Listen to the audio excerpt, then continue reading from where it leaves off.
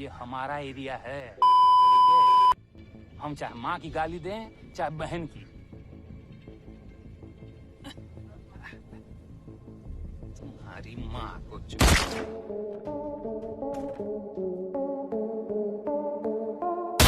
दोस्तों, आए दिन हम टीवी और न्यूज़पेपर में दुनिया भर में हो रहे क्राइम्स की न्यूज़ पढ़ते और सुनते हैं, लेकिन इन क्राइम्स को अंजाम देने वाले क्रिमिनल्स के बारे में हमें कुछ ज्यादा नहीं बताया जाता। और आज इस वीडियो में हम इंडिया के 7 ऐसे ही कम उम्र के गैंगस्टर की बात करेंगे जिन्होंने पढ़ाई लिखाई करने की उम्र में हथियार उठा लिए और बन गए क्राइम की दुनिया के बेताज बादशाह। इनमें से कुछ तो पुलिस के हाथों एनकाउंटर में मारे जा चुके हैं, जबकि कुछ को पुलिस ने गिरफ्तार करके सलाखों के पीछे डाल दिया है और कुछ अभी भी बाहर बैठकर अपराधों को अंजाम दे रहे हैं। लेकिन वीडियो शुरू करने से पहले हम आपको बता दें कि इस वीडियो को बनाने का मकसद सिर्फ आप लोगों को अपराधों के प्रति जागरूक करना है, इससे ज्यादा कुछ भी नहीं। तो हिंदुस्तान के कम उम्र के गैंगस्टरों में पहला नाम आता है पंजाब के कुख्यात गैंगस्टर सुखबीर सिंह उर्फ सुक्खा कालवा का। सुखबीर का ज्यादातर समय करतारपुर के कालवा गांव में बीता था। वो 17 साल का था जब काफी कोशिशों के बाद उसके माँ बाप का अमेरिका के लिए वीजा अप्रूव हुआ था। सुखबीर भी उनके साथ अमेरिका जाना चाहता था, लेकिन गांव में हुए एक झगड़े में उसका नाम आ जाने की वजह से उसका पासपोर्ट नहीं बन पाया, जिसके बाद उसके माँ बाप अमेरिका चले गए और वो अपनी मौसी के यहाँ पंजाब में ही रहने लगा। 21 साल की उम्र में सुखबीर ने लव मैरिज की और शादी के बाद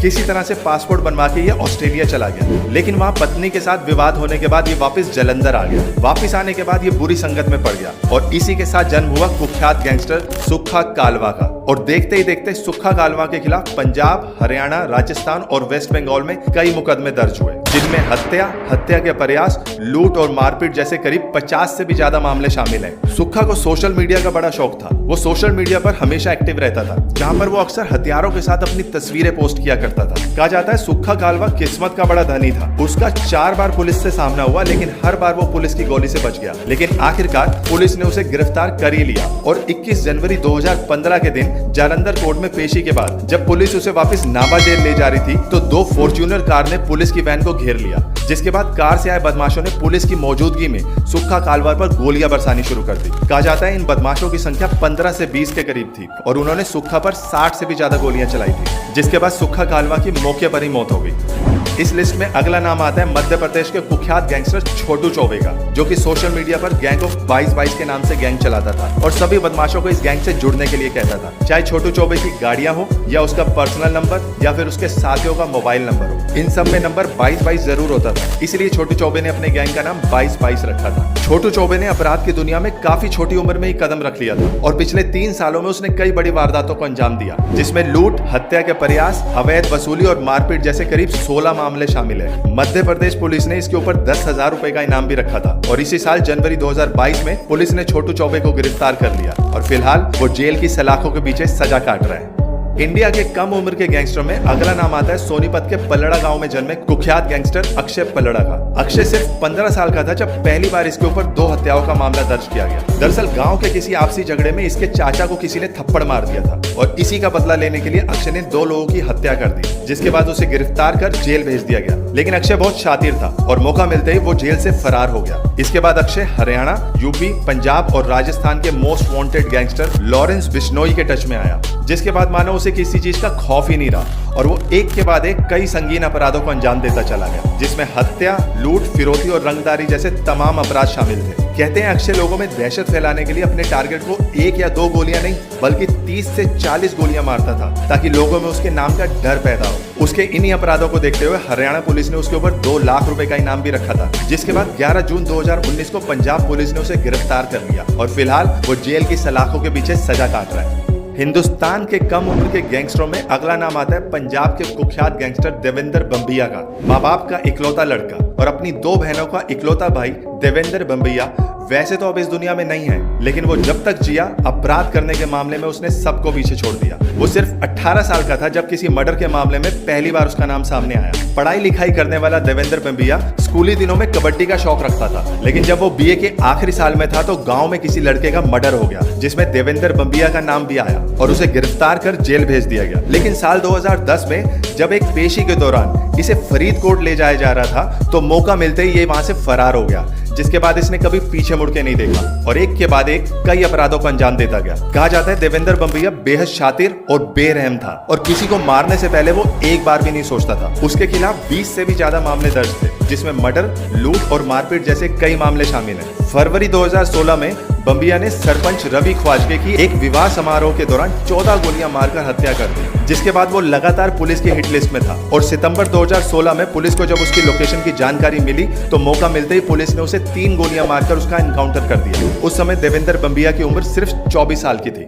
इस लिस्ट में अगला नाम आता है राजस्थान के कुख्यात गैंगस्टर रूपचंद उर्फ सुक्खा गुजर का। अभी हाल ही में 13 अक्टूबर 2021 को राजस्थान के कोटपुतली में पुलिस द्वारा चारों तरफ से गिर जाने के बाद सुक्खा गुजर ने खुद को गोली मारकर आत्महत्या कर ली। कहते हैं सिर्फ 3 साल पहले तक सुक्खा गुजर अपराध की दुनिया से काफी दूर था, लेकिन पढ़ाई लिखाई करते करते उसका मन अचानक क्राइम की दुनिया में जाने का हो गया और उसने पंजाब के कुख्यात गैंगस्टर सुक्खा कालवा की तरह बनने की ठान ली। लोगों को धमकी देना, रंगदारी मांगना, मारपीट करना और छोटी छोटी बात पे गोली चला देना सुक्खा का शौक बन गया था। कहते हैं एक बार उसने एक ढाबे वाले पर सिर्फ इस वजह से गोली चला दी क्योंकि उसे वहां की सब्जी अच्छी नहीं लगी थी। इसके अलावा एक शराब ठेकेदार की हत्या के मामले में भी वो काफी दिन से फरार चल रहा था, लेकिन फरार होने के बावजूद भी वो सोशल मीडिया पर लगातार अपनी तस्वीरें पोस्ट किया करता था और वो भी हत्यारों के साथ। फिर भी पुलिस उस तक कभी नहीं पहुंच पाई। पर 13 अक्टूबर को जैसे ही पुलिस को उसकी लोकेशन की जानकारी मिली, पुलिस ने उसे चारों तरफ से घेर लिया और पकड़े जाने के डर से सुक्खा ने खुद को गोली मारकर आत्महत्या कर ली। और इसी के साथ बदमाशी की दुनिया में बड़ा नाम करने का सपना देखने वाला सुक्खा गुजर इस दुनिया से रुखसत हो गया।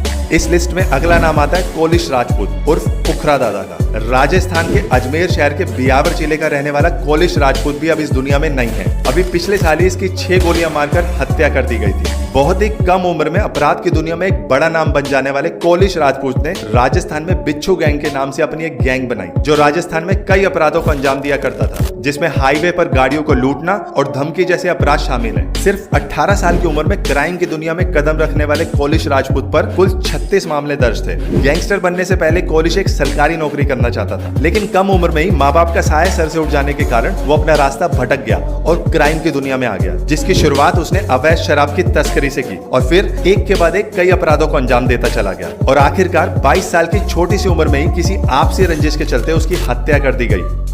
हिंदुस्तान के कम उम्र के गैंगस्टरों में अगला नाम आता है मध्य प्रदेश के उज्जैन जिले के छोटी उम्र के लड़कों के नाबालिग सरगना दुर्लभ कश्यप का, जिसने महज 16 साल की उम्र में क्राइम की दुनिया में कदम रखा, 18 साल की उम्र में जेल गया और 20 साल का पूरा होने से पहले ही उसकी मौत हो गई। अपराध की दुनिया में उसने खुद को इतना बड़ा करने की कोशिश की कि उसकी उम्र ही छोटी हो गई। दुर्लभ अपने माँ बाप का इकलौता लड़का था और घर में पैसों की भी कोई कमी नहीं थी। बावजूद इसके दुर्लभ कश्यप अपराध की दुनिया में आ गया और देखते ही देखते उसने सोशल मीडिया की मदद से अपनी पूरी गैंग खड़ी कर दी। बड़े बाल, माथे पर टीका, आंखों में सुरमा और गले में गमछा दुर्लभ कश्यप की पहचान थी और ये स्टाइल इस ग्रोह का ड्रेस कोड बन गया। दुर्लभ जब अपनी गैंग बना रहा था तो उसके हम उम्र युवा उसके गैंग से जुड़ते जा रहे थे। दुर्लभ कश्यप का गैंग फेसबुक से चल रहा था और ऐसे में फेसबुक पर इन सब का स्टेटस होता था, कोई भी हत्यारा, गैंगस्टर या बदमाश आपको तंग करे या कोई भी विवाद हो, कैसा भी विवाद हो, हमसे संपर्क करें, हम हैं। लेकिन तत्कालीन एसपी सचिन अतुलकर को जब इस गैंग के बारे में खबर मिली तो दुर्लभ समेत उसके गैंग के कई साथियों को गिरफ्तार कर जेल भेज दिया गया। लेकिन जेल से बाहर आने के बाद 7 सितंबर 2020 की रात को जब अपने साथियों के साथ चाय पीने गया तो वहां पर शाहनवाज नाम के एक बदमाश से दुर्लभ कश्यप की बहस हो गई और दोनों गुटों के बीच हुई गैंग वॉर में उसकी जान चली गई और दुर्लभ कश्यप हमेशा के लिए इस दुनिया से रुखसत हो गया।